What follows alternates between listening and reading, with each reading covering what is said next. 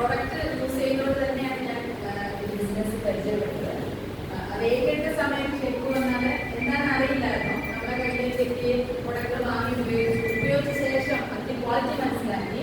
അപ്പം ശരിക്കും പറഞ്ഞാൽ ഇന്റർനാഷണൽ ക്വാളിറ്റി ഇന്ത്യൻ പ്രൈസിന് എടുത്തു പറയണം.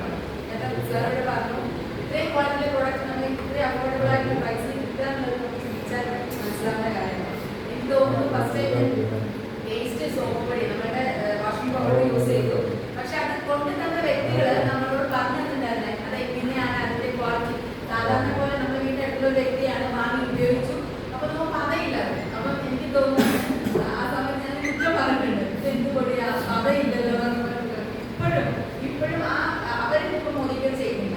പക്ഷെ ഇപ്പൊ എന്നെ കാണുമ്പോൾ അവരെന്നെ കളിയാക്കുന്നത് അന്ന് നീ കുറ്റം പറഞ്ഞ പ്രൊഡക്റ്റ് അതിന്റെ മോഡിഫൈലാണ് നീ ഇപ്പോൾ വർക്ക് ചെയ്യുന്നത് പറഞ്ഞ കളിയാക്കാറുണ്ട്. എനിക്ക് പറയാനുള്ളത് പ്രോഡക്റ്റ് അത്രയ്ക്ക് ക്വാളിറ്റിയാണ്. പക്ഷെ നമ്മൾ പറഞ്ഞു കൊടുക്കുമ്പോൾ അതിന്റെ ക്വാളിറ്റി പറഞ്ഞു കൊടുത്തില്ലെങ്കിൽ നെഗറ്റീവ് ഇമ്പാക്ട് വരാം. സോ മോഡിഫൈ വന്നതിന് ശേഷം ഇവിടെ നേരത്തെ പറഞ്ഞ പോലെ തന്നെ നമ്മുടെ ലൈഫിൽ ഏതൊരു ജോലി ചെയ്യുമ്പോഴും നമ്മൾ ഇത് കണ്ട പോലെ നമ്മൾ വർക്ക് ചെയ്യുന്ന സമയത്ത് നമുക്ക് എന്താണ് വരുമാനം കിട്ടുള്ളൂ. എന്നാൽ ഇവിടെ മോദി കെയർ എന്ന് പറഞ്ഞ ഡയറക്റ്റ് സെല്ലിംഗ് ബിസിനസ്സാണ്. അത് പാസീവ് ഇൻകം ആണ്. നമ്മളൊന്ന് മാറി നിന്നാൽ പോലും നമുക്ക് എന്താണ് ഇവിടെ വരുമാനം നമ്മുടെ കുടുംബത്തിലേക്ക് വരുന്നത്. ഞാൻ ടീച്ചറാണ്. എൻ്റെ ടീച്ചിങ് ആ ഒരു പ്രൊഫഷൻ എൻ്റെ മോൾക്ക് അങ്ങനെ നേരിട്ട് കൈമാറാൻ പറ്റില്ല. അവളും ചെയ്താൽ അവൾ ടീച്ചറാകത്തുള്ളൂ. അതേപോലെ തന്നെ ഡോക്ടർ അവർക്കും അങ്ങനെ ഡയറക്റ്റ് കൊടുക്കാൻ പറ്റില്ല. പക്ഷെ മോദി കെയർ നമ്മൾ അസോസിയേറ്റ് ചെയ്ത് നമ്മുടെ കുട്ടികളെ അല്ലെങ്കിൽ നമ്മുടെ കൂടെയുള്ളവരെ നമ്മൾ ചേർക്കുന്ന സമയത്ത് നമ്മുടെ കുടുംബത്തിലേക്ക് നമ്മളൊന്ന് മാറി നിന്നാൽ പോലും വരുമാനം കിട്ടുന്നതാണ്. ഇന്നത്തെ കാലത്ത് സാറ് ചിലവ് കൂടിക്കൊണ്ടിരിക്കുകയാണ് അല്ലെ.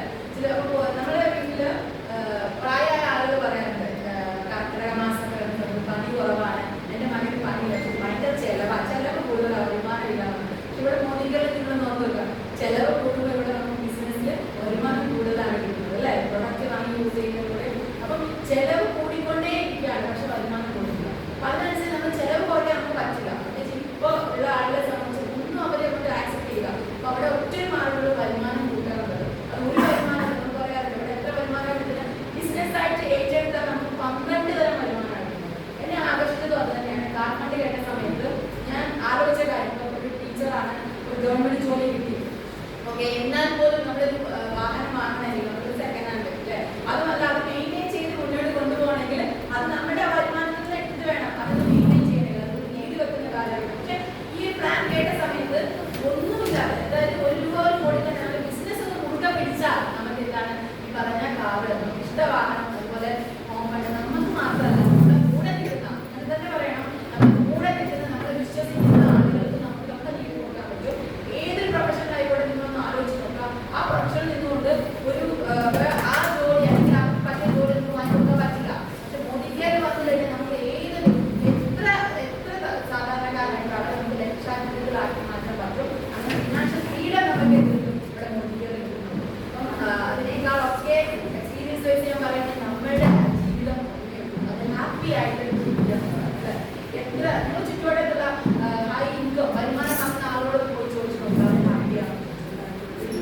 അവര് എന്തൊക്കെയോ നിർബന്ധത്തിന്റെ പേരിൽ അല്ലെങ്കിൽ കുടുംബത്തിന് മക്കൾക്ക് വേണ്ടി കഷ്ടപ്പെടുകയാണ്. ആ കഷ്ടപ്പാട് അവരുടെ മെന്റലി അവർ കഴിവുകൊണ്ടായിരിക്കാം. അപ്പൊ അത് വരുമാനം മാത്രം അവിടെ അവരുടെ ഹെൽത്ത് ഇവിടെ വന്നപ്പോഴാണ് ശരിക്കും പറഞ്ഞ ആരോഗ്യം എന്താണെന്ന് മനസ്സിലായി. ഭക്ഷണം എങ്ങനെ കഴിക്കണം, എങ്ങനെ പ്രാർത്ഥിക്കണം എന്നിവരെ ഇവിടെ വന്നപ്പോഴാണ് നമുക്ക് മനസ്സിലായി.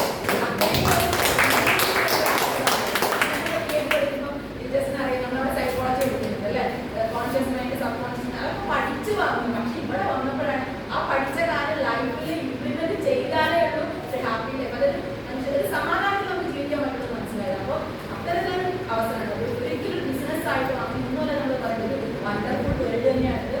നമ്മളെ സംബന്ധിച്ചാൽ mentally health, physically health, socially health, ഇതാണ് ശരിക്കും ഒരു ആരോഗ്യം WHO പറയുന്നത്. അത് നമുക്ക് ഇവിടെ കിട്ടുന്നത്. നമ്മളെ സംബന്ധിച്ച് ആ ഒരു കാര്യം ഇവിടെ സേഫ് ആണ്. വരുമാനം മാത്രമല്ല ആരോഗ്യത്തോടെ നമുക്ക് വരുമാനം. നേരെ സാർ ഇവിടെ പറഞ്ഞു ജോലി ചെയ്ത ക്യാഷ് കൊണ്ട് എങ്ങനെ പോകാനായിട്ട് ചോദിച്ചാൽ അത് ഹോസ്പിറ്റലിലേക്കാണ് പോകുന്നത് അല്ലെ. എനിക്ക് കൂടുതലാണ് എന്നെ സംബന്ധിച്ച എക്സ്പീരിയൻസ്.